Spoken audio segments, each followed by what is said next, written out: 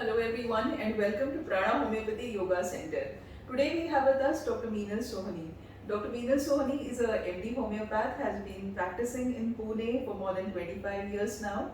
She practices homeopathy, she practices counseling as well as she is a therapist. So today we are going to ask Dr. Meenal a very commonly faced question. If I do have some psychological issues which I want to sort out, and I don't understand, first thing is whether I should approach a psychiatrist, whether I should go to a psychologist, or whether I should go to a therapist. All these three are available to me today, and it is really difficult to understand whom should I approach for this. So can you please throw some light on this as to what is the difference between all these three things? Sure. Most people use these three terms interchangeably, so it's often confusing. Yes. So psychiatrist is a person who has done his basic graduation in basic degree in MBBS and done MD psychiatry. So they can prescribe medicines for you, and we know today we need prescriptions to go to a chemist and get some drugs. So psychiatrist is someone who deals in psychiatric cases who have some mental disorder, some disease which is in the mind, and they can prescribe medicines. Most psychiatrists don't do counseling themselves. They have a psychologist associated who do counseling for them. Okay. So counselor is someone, or a psychologist is someone who has a BA psychology degree and then they have done MA psychology. So MA psychology can be done in clinical psychology so that they can do mental testing. Which kind of disorder you have, they can mentally test it and give you a report. And counseling psychologists have done their MA in counseling psychology, and they are the ones who do counseling. So we call them counselors or psychologists. Okay. Therapists again is a very general umbrella term which people use for many people.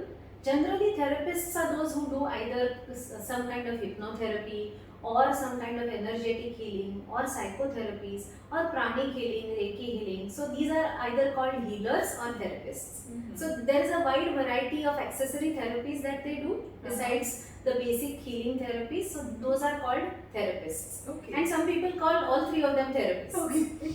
So generally these are the differences between these three. So taking this further, if I would say if someone has anxiety or suppose someone has depression, would he choose a particular kind of particular kind of a person, a therapist or a psychologist or a psychiatrist, or how does it help? Yeah, so if a person has a psychiatric disorder like schizophrenia or depression or OCD and they want medicines for it, they want a medical treatment, then they have to go to a psychiatrist who can prescribe the medicines. Psychologists, on the other hand, they sort out your problems through discussions, through counseling typically. So if you have some relationship issues, if you have issues like stress in the company, if you have problems with your boss or colleagues, and if you want to sort out these problems through discussions, or if you want to control your anger through some behavioral changes. So a psychologist can help you understand your emotions, your attitudes, help you with some behavioral changes.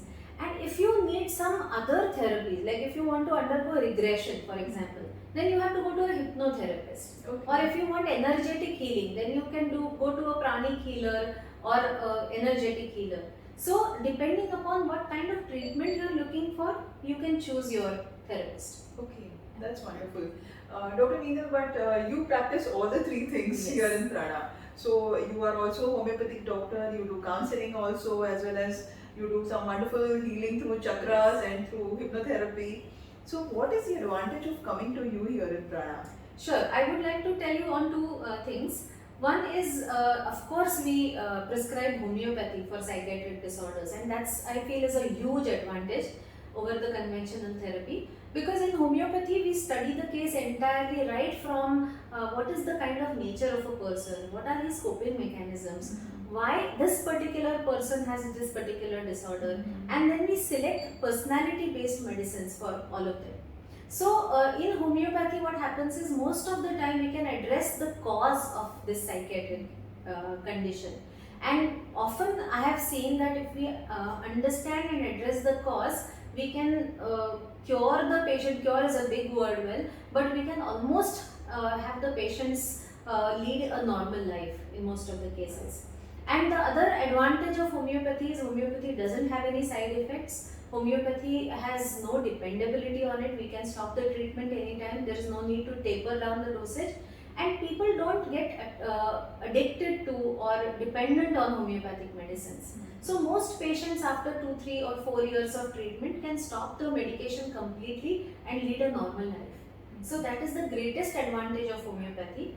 Plus homeopathy can deal with issues right from I am unable to deal with my anger to a psychiatric disorder. So there is a wide variety of conditions homeopathy deals with.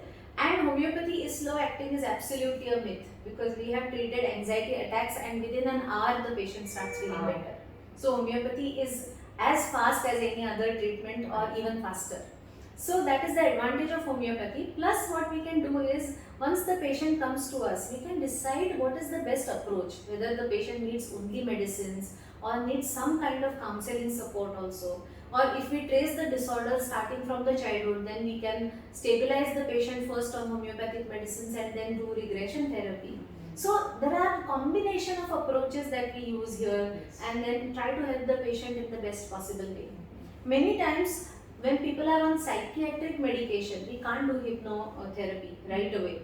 But then we switch them gradually to homeopathic medication, stabilize them, and then we can do hypnotherapy. So in this manner, we choose what is the best approach and try to help the patient to our best.